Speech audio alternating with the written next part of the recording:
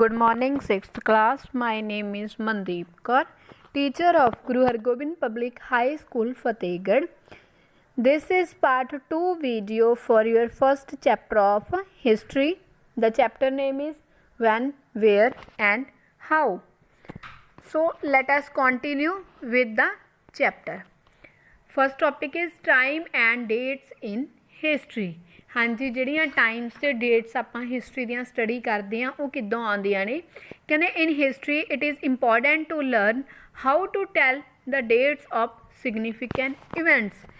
ਹਾਂਜੀ, ਇਤਿਹਾਸ ਦੇ ਵਿੱਚ ਕਹਿੰਦੇ ਇਹ ਚੀਜ਼ ਬਹੁਤ ਮਹੱਤਵਪੂਰਨ ਹੋ ਜਾਂਦੀ ਆ।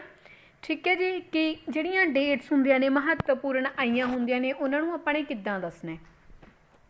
Usually historians count the years forward on backward from the year in which Jesus Christ is believed to have been born। ਕਹਿੰਦੇ ਜਿਹੜੇ ਇਤਿਹਾਸਕਾਰ ਹੋਏ ਆ, ਠੀਕ ਹੈ ਜੀ, ਉਹ ਕਿੱਦਾਂ ਕਾਊਂਟ ਕਰਦੇ ਆ। ਕਹਿੰਦੇ ਜਿਹੜੇ ਸਾਲ ਨੇ ਉਹਨਾਂ ਨੂੰ ਮਤਲਬ ਅੱਗੇ ਵੀ ਲੈ ਕੇ ਫਾਰਵਰਡ ਡਾਇਰੈਕਸ਼ਨ 'ਚ ਵੀ ਕਾਊਂਟ ਕਰਦੇ ਆ ਅਤੇ ਬੈਕਵਰਡ ਡਾਇਰੈਕਸ਼ਨ 'ਚ ਵੀ। ਠੀਕ ਹੈ ਜੀ, ਕੀ ਤੋਂ ਜਦੋਂ ਜਿਹੜੇ ਮਤਲਬ ਕੀ ਸੀਗੇ ਯਿਸੂ ਕ੍ਰਿਸਟ ਸੀਗੇ ਜਦੋਂ ਉਹਨਾਂ ਦਾ ਜਨਮ ਹੋਇਆ ਸੀਗਾ। ਠੀਕ ਹੈ, ਜਿਹੜੀਆਂ ਚੀਜ਼ਾਂ ਉਸ ਤੋਂ ਪਹਿਲਾਂ ਹੋਈਆਂ ਸੀਗੀਆਂ ਤਾਂ ਇਹ ਬੈਕਵਰਡ ਜਾਂਦੇ ਆ, ਜਿਹੜੀਆਂ ਉਸ ਤੋਂ ਬਾਅਦ ਹੋਈਆਂ ਨੇ ਉਹਦੇ ਲਈ ਇਹ ਫਾਰਵਰਡ ਕੰਡੀਸ਼ਨ 'ਚ ਜਾਂਦੇ ਆ। The period before the birth of the Christ is known as BC। ਹਾਂਜੀ, ਕਹਿੰਦੇ ਇਹਨਾਂ ਤੋਂ ਜਨਮ ਦਾ ਜਿਹੜਾ ਪਹਿਲਾਂ ਦਾ ਟਾਈਮ ਸੀਗਾ, ਜਦੋਂ ਵੀ ਮਤਲਬ ਜਿਹੜੇ ਯਿਸੂ ਕ੍ਰਿਸਟ ਜਦੋਂ ਵੀ ਬੋਰਨ ਹੋਇਆ, ਜਦੋਂ ਵੀ ਇਹਨਾਂ ਨੇ ਜਨਮ ਲਿਆ ਤਾਂ ਇਹਨਾਂ ਦੇ ਜਨਮ ਤੋਂ ਪਹਿਲਾਂ ਦਾ ਜਿਹੜਾ ਟਾਈਮ ਸੀਗਾ, ਠੀਕ ਹੈ ਜੀ, ਉਹਨੂੰ ਤਾਂ ਇਹਨਾਂ ਨੇ ਕਿੱਦਾਂ ਕਾਊਂਟ ਕਰਦੇ ਆ। ਇਹ ਕਹਿੰਦੇ ਉਹਨੂੰ ਇੱਦਾਂ ਲਿਖਦੇ ਆ BC, ਕੈਪੀਟਲ B ਔਰ ਕੈਪੀਟਲ C, ਮਤਲਬ ਬਿਫੋਰ ਕ੍ਰਿਸਟ। ਬਟ ਕੀ ਕਹਿੰਦੇ ਆ the period after that is known as AD। But ਜਦੋਂ ਉਹਨਾਂ ਦੇ ਬਰਥ ਤੋਂ ਬਾਅਦ ਦਾ ਜਿਹੜਾ ਟਾਈਮ ਆ ਉਹਨੂੰ ਇਹ AD ਦੇ ਨਾਲ ਲਿਖਦੇ ਆ, ਅੰਨੋ ਡੋਮਿਨੀ। ਇਹਦਾ ਮਤਲਬ ਕੀ ਆ ਬੇਟਾ AD ਦਾ। ਕਹਿੰਦੇ in the year of our God in Latin, ਮਤਲਬ ਕੀ ਹੈ ਪਰਮਾਤਮਾ ਤੋਂ ਪਰਮਾਤਮਾ ਦੇ ਦਿਨ। ਠੀਕ ਹੈ ਜੀ, ਇਹ ਸਾਲ। ਕਹਿੰਦੇ look carefully at the time line below, ਮਤਲਬ ਕਿ ਆਪਣੇ ਪੇਜ ਦੇ ਉੱਪਰ ਇੱਕ ਟਾਈਮ ਲਾਈਨ ਦਿੱਤੀ ਹੋਈ ਆ। ਠੀਕ ਹੈ ਜੀ, ਕਹਿੰਦੇ ਯੂ ਵਿਲ ਨੋਟਿਸ ਦੈਟ ਇਹਦੇ ਵਿੱਚ ਟਾਈਮ ਲਾਈਨ ਦੇ ਵਿੱਚ ਕੀ ਹੈ ਬੇਟੇ, ਮੰਨ ਲਓ ਇੱਕ ਇਹ ਟਾਈਮ ਲਾਈਨ ਆ। ਠੀਕ ਹੈ ਜੀ, ਮੰਨ ਲਓ ਇੱਥੇ ਕੀ ਆ 1 CE ਆ, 2 CE ਆ। ਠੀਕ ਹੈ ਜੀ, ਫਿਰ ਕੀ ਹੋਏਗਾ ਬੇਟਾ 3 CE ਹੋਏਗਾ। ਇੱਧਰ ਕੀ ਕਰ ਰਹੇ ਆ 1 BCE ਆ, 2 BCE ਆ। ਕਹਿੰਦੇ ਜਦੋਂ ਤਾਂ ਆਪਾਂ ਨੇ ਇੱਧਰ ਨੂੰ ਜਾਣਾ, ਰਾਈਟ ਸਾਈਡ ਨੂੰ ਜਾਣਾ, ਠੀਕ ਹੈ ਜੀ, ਤਾਂ ਫਾਰਵਰਡ 'ਚ ਜਾ ਰਹੇ ਹਾਂ। ਜਦੋਂ ਆਪਾਂ ਲੈਫਟ ਸਾਈਡ ਨੂੰ ਜਾਣਾ ਤਾਂ ਆਪਾਂ ਬੈਕਵਰਡ 'ਚ ਜਾ ਰਹੇ ਹਾਂ। ਠੀਕ ਹੈ ਜੀ, ਇਸ ਟਾਈਮ ਲਾਈਨ ਦੇ ਉੱਪਰ ਕੀ ਹੈ ਬੇਟਾ, ਕਹਿੰਦੇ you count the years backward, backward ਨੂੰ ਕਾਊਂਟ ਕਰਦੇ ਹਾਂ। ਕਹਿੰਦੇ ਸੋ 2 BC ਕਮਸ ਆਫਟਰ 4 BC। ਜਿਹੜਾ 2 BCE ਹੈ ਉਹ 4 BC ਤੋਂ ਬਾਅਦ 'ਚੋਂ ਆਏ। 2 BC ਕਮਸ ਆਫਟਰ, ਹਾਂਜੀ 2 BC ਹੈ ਜਿਹੜਾ 4 BC ਤੋਂ ਬਾਅਦ 'ਚੋਂ ਆਏਗਾ ਬੇਟਾ। How ever in the period after the birth of Christ, but ਜਦੋਂ ਕਹਿੰਦੇ ਕ੍ਰਿਸਟ ਦਾ ਜਦੋਂ ਜਨਮ ਹੋ ਜਾਂਦਾ ਹੈ, ਠੀਕ ਹੈ ਜੀ, ਯੂ ਕਾਊਂਟ ਫਾਰਵਰਡ, ਫਿਰ ਆਪਾਂ ਅੱਗੇ ਨੂੰ ਕਾਊਂਟ ਕਰਦੇ ਹਾਂ। ਸੋ AD 2 ਕਮਸ ਬਿਫੋਰ AD 4। ਇਸੇ ਕਰਕੇ ਜਿਹੜਾ AD ਆ ਮਤਲਬ ਬਰਥ ਤੋਂ ਬਾਅਦ ਵਾਲਾ ਟਾਈਮ ਆ ਉਹਦੇ ਵਿੱਚ 2 ਪਹਿਲਾਂ ਆ ਜਾਂਦਾ ਹੈ। ਠੀਕ ਹੈ, ਕਹਿੰਦੇ nowadays most historians prefer to use the terms BCE and CE in place of BC and AD। ਹੁਣ ਕੀ ਯੂਜ਼ ਕਰਨ ਲੱਗ ਗਏ BCE ਔਰ CE, ਕਾਹਦੀ ਜਗ੍ਹਾ 'ਤੇ BC ਔਰ AD ਦੀ ਜਗ੍ਹਾ 'ਤੇ। ਜਿਹੜਾ BCE ਹੈ ਇਹ ਸਟੈਂਡ ਕਰਦਾ ਬਿਫੋਰ ਕੋਮਨ ਐਰਾ, ਵੀ ਕੋਮਨ ਈਰੇ ਤੋਂ ਪਹਿਲਾਂ ਦਾ ਟਾਈਮ। ਠੀਕ ਹੈ ਜੀ, and CE stand for common era, ਮਤਲਬ ਕੋਮਨ ਈਰਾ ਨੂੰ ਸਟੈਂਡ ਕਰਦਾ। The term circa CA is used when the date of an event is not for sure. ਕਹਿੰਦੇ ਜਦੋਂ ਟਾਈਮ ਨਾ ਪਤਾ ਹੋਵੇ, ਸ਼ੋਰ ਨਾ ਪਤਾ ਹੋਵੇ, ਪੱਕਾ ਨਾ ਪਤਾ ਹੋਵੇ, ਫਿਰ ਕੀ ਯੂਜ਼ ਕਰਦੇ ਬੇਟਾ CA। ਹਾਂਜੀ, some other terms you come across quite often in history are, ਹਾਂਜੀ ਕਹਿੰਦੇ ਕੁਛ ਕੁ ਟਰਮਸ ਨੇਗੀਆਂ ਜਿਹੜੀਆਂ ਕੀ ਹੈ ਹਿਸਟਰੀ ਦੇ ਵਿੱਚ ਆਮ ਹੀ ਯੂਜ਼ ਕੀਤੀਆਂ ਜਾਂਦੀਆਂ ਨੇ। जिमें डिकेड हो गया, सेंचुरी हो गई, मिलेनियम हो गया। ठीक है जी। कहते अ decade is a period of 10 years. जोड़ा डिकेड है वो 10 सालों के टाइम नूं कहा जाता है। जिहड़ी सेंचुरी है यह किनूं कहा जाता है, 100 ईयरस नूं कहा जाता है। जिहड़ा मिलेनियम है यदा मतलब हुंदा है 1000 ईयरस, मतलब 1000 साल। नेमिंग सेंचुरीज, सेंचुरी नूं नाम किद्दां दिंदे आ जी, ये किहड़ी सेंचुरी है। जिवें आपां उपर कह रहे हैं ना कि सेंचुरी की हुंदी आ 100 ईयरस की हुंदी आ, इहदे नाम किद्दां दिंदे आ। कहंदे when we say an event occur in the 12th century, जदों आपां कहने भी कोई इवेंट है जिहड़ा 12वीं सदी दे विच होया। ठीक है जी। CE common era we are naming the century, तो आपां ने इहनूं नेम दिता। This name is different from the actual date और विच द इवेंट अकर्ड। कहंदे यह की होगा, कई बार अलग हुंदा है, जिहड़ी डेट नूं इवेंट होया हुंदा असल च वो डेट नालों अलग हुंदा है। For example the years from 1100 CE to 1199 CE fall in the 12th century. की कहते हैं जी, कहते कोई मान लो साल लेंगे 1100 CE तो लैके 1199 CE तक। ठीक है जी। ये एक 12वीं सदी के विचों आउंदे आ।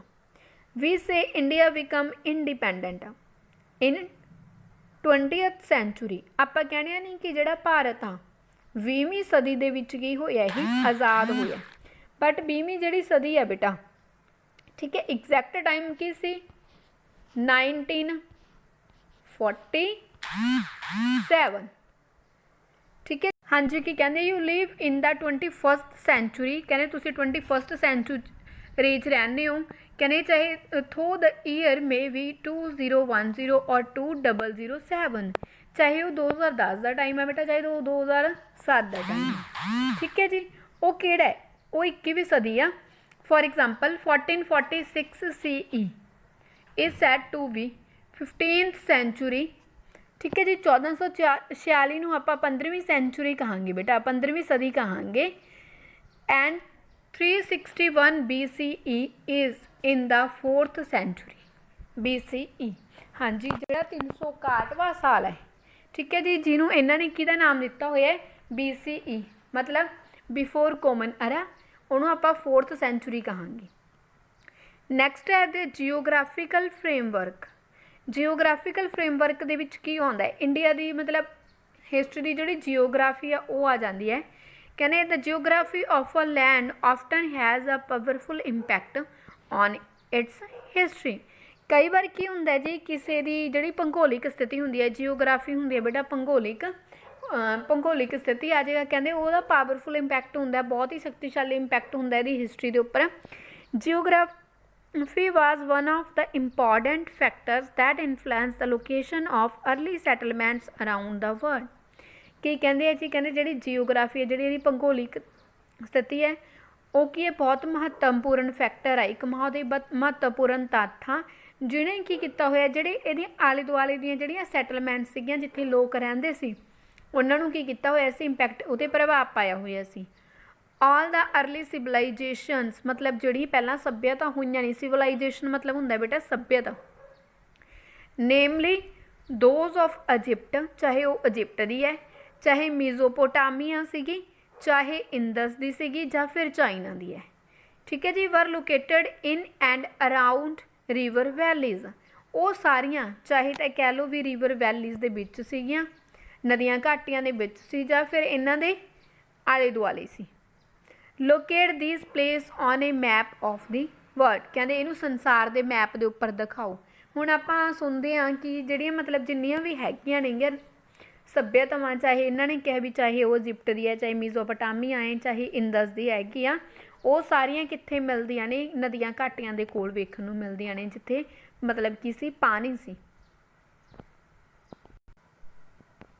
हाँ जी। की कहने the history of the Indian subcontinent has also been influenced by the physical features of the land. कहने जी हिस्टरी है भारती महाद्वीप की, सब कॉन्टीनेंट होंगे बेटा महाद्वीप, ਉਹਨੇ ਵੀ ਕੀ ਕੀਤਾ ਬੇਟਾ, ਮਤਲਬ ਕੀ ਆ, ਇੱਕ ਵਧੀਆ ਤਰੀਕੇ ਨਾਲ ਕਹਿ ਦੋ ਵੀ ਉਹਨੇ ਵੀ ਬਹੁਤ ਵੱਡਾ ਪ੍ਰਭਾਵ ਪਾਇਆ। ਇਹਦੇ ਜਿਹੜੇ ਵੀ ਫਿਜ਼ੀਕਲ ਫੀਚਰਸ ਨੇ, ਜਿਹੜੀਆਂ ਵੀ ਇਹਦੀਆਂ ਭੂਗੋਲਿਕ ਕੀ ਨੇਗੀਆਂ ਸਥਿਤੀਆਂ ਨੇਗੀਆਂ। ਕਹਿੰਦੇ ਵਰਲਡ ਦੇ ਜਿਹੜੇ ਮੈਪ, ਤੁਸੀਂ ਇੰਡੀਆ ਦੇ ਮੈਪ ਦੇ ਉੱਪਰ ਇਹ ਸਾਰਾ ਕੁਝ ਵੇਖ ਸਕਦੇ ਹੋ। ਹਾਂਜੀ, ਫਸਟ ਕੀ ਆਉਂਦਾ ਜੀਓਗ੍ਰਾਫੀ ਦੇ ਵਿੱਚ, ਫਸਟ ਨੰਬਰ 'ਤੇ ਆਉਂਦੇ ਆ ਬੇਟਾ ਹਿਮਾਲਿਆਜ਼। ਠੀਕ ਹੈ ਜੀ, ਹਿਮਾਲਿਆਜ਼ ਦੇ ਬਾਰੇ ਆਪਾਂ ਨੂੰ ਸਭ ਨੂੰ ਪਤਾ ਹੀ ਆ।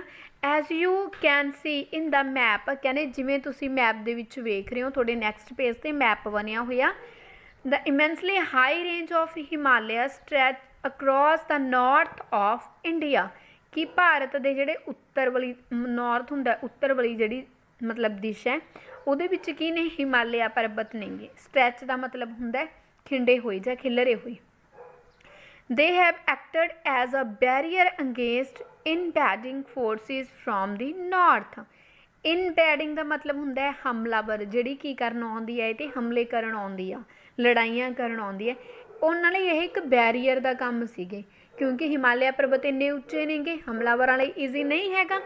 ਠੀਕ ਹੈ ਜੀ, ਕਿ ਉਹ ਕਿਹੜੀ ਦਿਸ਼ਾ 'ਚੋਂ ਆਉਣ, ਨਾਰਥ ਵਾਲੀ ਦਿਸ਼ਾ 'ਚੋਂ ਆਉਣ।